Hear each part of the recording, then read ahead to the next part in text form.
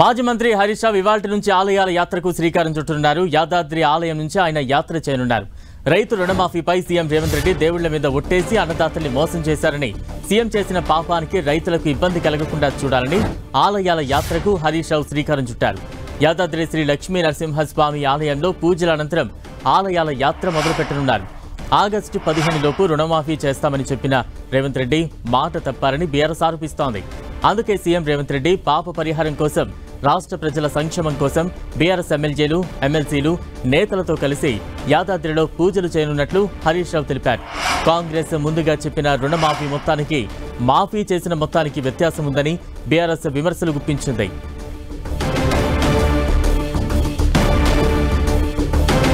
తాజా అప్డేట్స్ అందించేందుకు మా ప్రతినిధి కర్ణాకర్ సిద్ధంగా ఉన్నారు. కర్ణాకర్, బలరాం, తెలంగాణలో రైతు రుణమాఫీకి సంబంధించిన వివాదం కొనసాగుతున్న పరిస్థితిని మనం చూస్తున్నాం. కాంగ్రెస్ ప్రభుత్వం మొత్తం 2 లక్షల లోపు రైతుల పంట రుణాలని కూడా మాఫీ చేశామని చెప్పి 3 విడతల పూర్తి స్థాయిలో రైతులందరి రుణాలని మాఫీ అయ్యాయని చెప్పి ప్రభుత్వం చెప్తోంది. అయితే ప్రతిపక్షాలు మాత్రం పూర్తి స్థాయిలో దీనిపై వ్యతిరేకిస్తున్న పరిస్థితిని మనం చూస్తున్నాం. ప్రధాన ప్రతిపక్షం బీఆర్ఎస్ పార్టీ రాష్ట్రంలో కేవలం 40% మంది రైతులకు మాత్రమే రైతు రుణమాఫీ జరిగింది. ఇంకా 60% మందికి రైతు రుణమాఫీ జరగాల్సి ఉంది. రైతులను కాంగ్రెస్ ప్రభుత్వం మోసం చేస్తుందని చెప్పి బీఆర్ఎస్ పార్టీ పెద్ద ఎత్తున విమర్శలను, ఆరోపణలు గుర్తిస్తున్న పరిస్థితి మనం చూస్తున్నాం. ప్రభుత్వ వైఖరికి నిరసనగా ఈ రోజు రాష్ట్ర వ్యాప్తంగా నిరసనలు, ధర్నాలు చేపడుతుంది. భాగంగా వర్కింగ్ ప్రెసిడెంట్ మాజీ మంత్రి కేటీఆర్ కావచ్చు, మాజీ మంత్రి హరీష్ రావు కావచ్చు పెద్ద ఎత్తున ఆందోళనలో పాల్గొంటున్నారు.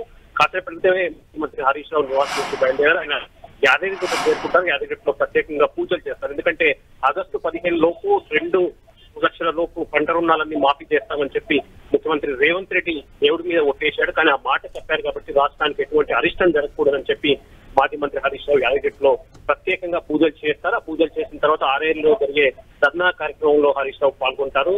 ఖచ్చితంగా రైతులందరికీ రుణమాఫీ 2 లక్షల రూపాయల రుణమాఫీ చేసే వరకు తమ పోరాటం ఆగదని చెప్పి హరీష్ రావు చాలా స్పష్టంగా చెప్తున్న పరిస్థితిని మనం చూస్తున్నాం. Balaram, right, thank you Karunakar.